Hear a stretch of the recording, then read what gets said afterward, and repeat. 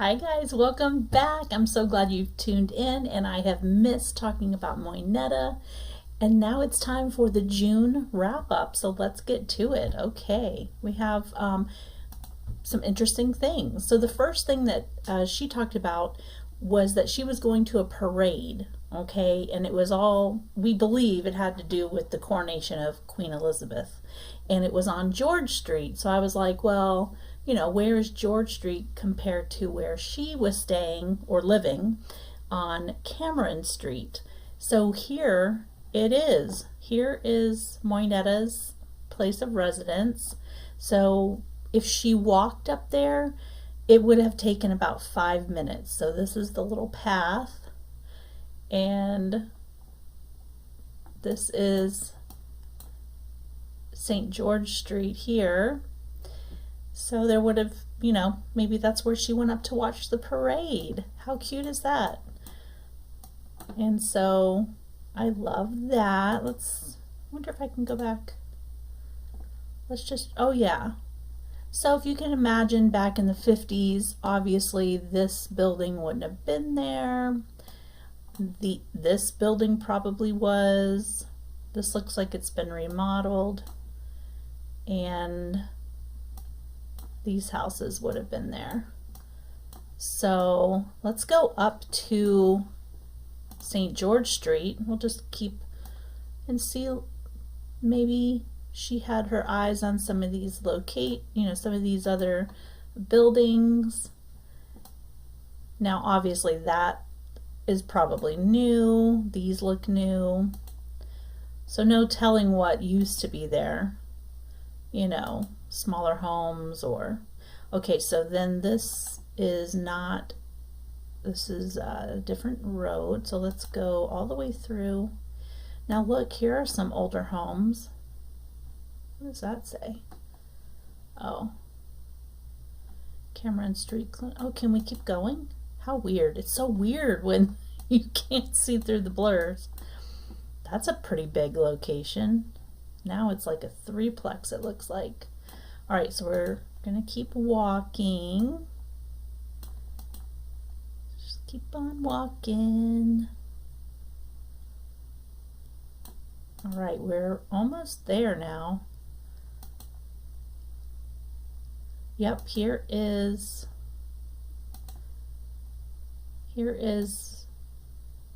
George Street. And it does look like a main road, right? Like it would have been very cool. Looks like it would have been maybe one of the main streets. Let's go right here for a minute. We're on the wrong side of the road. That's interesting. So that is definitely an older building, right? All right, I wonder what that is. Okay, so that was that, and so again, the walking took about 5 minutes from her home to go see the parade. Next up, she talked about going to see the fireworks at Jonathan Creek, and she said that the fireworks happened, and then when they went home, there were lots of cars going by. So here is Jonathan Creek, and it's a tributary of the Petit Kodiak River in New Brunswick. The creek's watershed area is around 50 kilometers. Anyway, it flows through the city of Moncton, eventually joining Jones Lake. Okay, so now I was like, well, let's see how far away it is from Moinetta. Here's Moinetta at Cameron Street.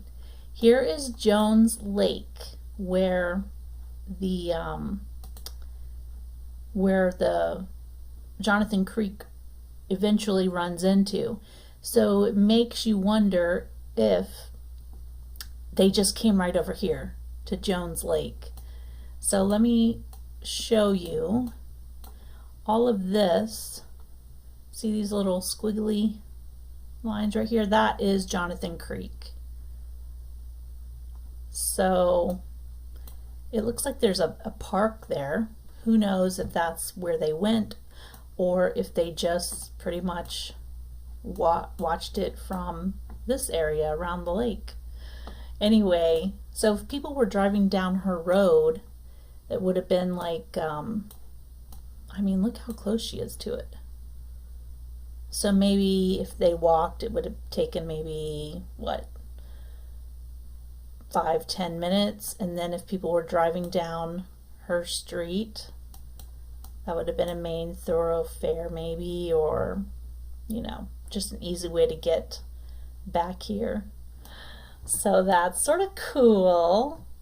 All right. Next up is, I don't know if you remember, but Ethel had called Sadie, and she wanted Sadie to go up to Harvey Hospital because she was ready to go home. And so here, sure enough, there is, it's called the Mondton Hospital now, but Harvey Health Center, the Mondton Hospital came up. And let's see here. So I pulled that up. That looks like a 1950s or 40s, doesn't it? Let's see. So apparently Ethel was at the hospital for about a week, what she said to Sadie. Okay, so pretty much, oh, sorry. I believe, let me close out of there. Oh yeah, so I was going to see how far away the Mondton Hospital, so let's Google, whoopsies, sorry. How about if I do it here? Google Maps. We're gonna put in, my computer's going very slow. Let's put in, yep, and then directions. This is Cameron Street where she lived. And now we're gonna put in Mondton Hospital. Mondton Hospital right here. So by car, oh, it's right there. It was only 6 minutes away. Super close, okay. All right, so Ethel was like, get me out of here. Okay, next, remember that Moinetta wrote about there was a tornado in Worcester, Massachusetts, and there were 80 deaths. Well, this was a huge thing and very tragic. So I pulled it up, and there is a little video. Let me see. I don't want to blow your ears out here. So I'm just going to play the very beginning, and you can find this on YouTube.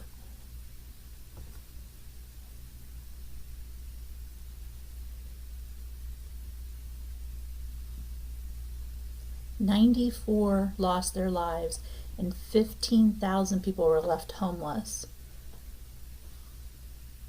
Isn't that is just insane. Wow.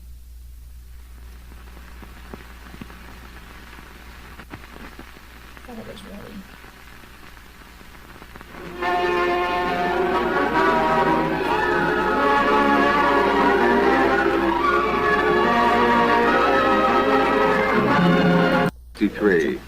And the city, with its more than 200,000 people and surrounding Worcester County, were ending a normal day. It was late afternoon, but up in the North County, a tragedy was brewing. It couldn't happen, but it did. A tornado born to rip a path of death through central Massachusetts, 45 miles through Petersham, Barry, Rutland, Holden, Worcester, Shrewsbury, Westboro, and Fayetteville. And the city and the towns began to count their dead. Okay. Of the people who lived down in the valley right after the tornado struck. Oh my goodness. Nearly live wires, Oh danger, death. And the long walk went on. Oh my goodness, look at the vehicles. So June brought not roses, but tragedy. Okay, so that was quite a event, and it's so tragic. I mean, 15,000 people were left homeless. And one of the things that this video said at the very beginning, which I skipped, was that the biggest section that it hit in Worcester was a residential housing complex, and there were over 3,500 people, and the day that it happened there were like 3,000 people that were home at the time. That's insane. And it took like a direct hit. Anyway, it's incredible the history that is in this little tiny book, right? It's pretty crazy. Okay, so next up is the Queen is Crowned. So Moinetta mentioned that she went to see a film called A Queen is Crowned, and it was the most beautiful thing that she had ever seen, because she was, there she is, there's the Queen. Sorry, I'm just going to close that out. It was in Technicolor, and Technicolor came out in 1932. So if she hadn't seen a lot of films that were in Technicolor, you know, you're just watching them in black and white. So I would imagine that that would have been really pretty to see. And you can go to YouTube. I just don't want to get any, you know, strikes from YouTube for showing that. So anyway, you can check that out, and the Queen looked beautiful. All right, we only have 2 more things for the first part of the June video, and it is remember when like Vera and Varna and Tab and somebody else, they all went fishing, and I was trying to read what she wrote, and I thought it said Kukabunga. No. Okay, so here it is. This is how it's spelled, and it's a national park, and it's about an hour's drive. I believe I wrote that down. Yeah, it's about an hour's drive from her home, and this is how you pronounce it. Let's see. Hopefully it'll start. Be patient. Here we go. Kushibu guac. Kushibu, what? Kushibu guac. Kushibu guac. Kushibu guac. Kushibu guac. Kushibu guac. Go ahead. Kushibu guac. Did you have a better? Kushibu guac. Kushibu guac. Kushibu guac. That is very difficult. Anyway, it is right here. Here is Moinetta, and if you take this route, you can get up there, and yeah, that's pretty cool. So let me go back this way, and look how cute that is. Oh wow, yeah, it was right on the water. Kelly's Beach. So there's lots to do there. Some Native American things. Look at this boardwalk. Oh, I would love that. That's pretty. Ooh, that's very cool. I want to go stay there. Oh, look at the black bear, guys. And the snow. Oh my goodness, that's beautiful. Maybe that's where they all went fishing, right here at this spot. Callender's Beach in Plage, Callender's. Wow, very cool. So anyway, this is where they went fishing, and so that's pretty neat. See, I love seeing the history come alive like that. Okay, the final thing was that Moinetta wrote that Mr. Sissons had taken Ray as far as Sussex. Say that fast 3 times. Mr. Sissons taken Ray as far as Sussex. Okay, so anyway, so Ray, I'm thinking maybe Moinetta's husband. What do you guys think? So I wanted to see if it indeed, because there's other places called Sussex, but I just put in New Brunswick, and it is about a 55-minute drive southwest from their home. So for whatever reason, he was hitching a ride. Wow, it didn't want me to do that, did it? Okay. He was hitching a ride, and that was nice of Mr. Sisson to help Ray. All right, I'm going to pause it here, but it'll be just a split second for you guys, and I'm going to prepare the second part of June, and we'll be all done with the wrap up. Yay, I hope you. Okay, here we are on the last part of June, and there are only a handful of things that came about that I'm able to find. So let's just get right into it. She mentioned the Chrysler Building. Now, the Chrysler Building was built in the 1920s, but I thought this photograph from 1953 was quite crazy. So this is smog. Now, our country has come a long way with environmental pollution. I don't even think that's the right word for it, but so wow, that's crazy. And that's amazing that and so good that it's not like that today. I imagine. I mean, I don't live there, but and then here is some other photos of it, obviously. And what was the other thing I found that was interesting? These images, look at this guy on this, up on this, what is that, a falcon? That is insane. What? And there's another picture. Where's it at? I assume this is when it was being built. Look at the scaffolding. That's crazy. Okay, so where I had, oh, this.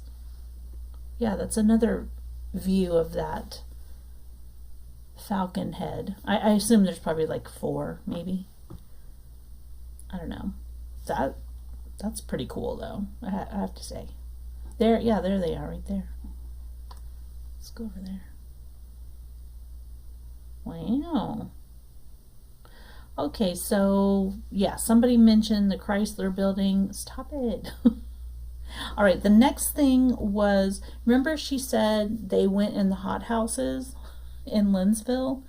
So the only thing I could pull up was where it crossed out here, 1950s Linsville hothouses, and basically it took that away and it said something about a greenhouse. So I wonder if greenhouses were another name for them, or hothouses. I don't know. Maybe they went on a tour of some greenhouses, and that's what she was talking about. But that was all I could find. Sometimes these things are a dead end, but that's okay. All right, so the next thing was, remember she said that she lost her watch, and then Mrs. Carter found it soon afterwards on King Street.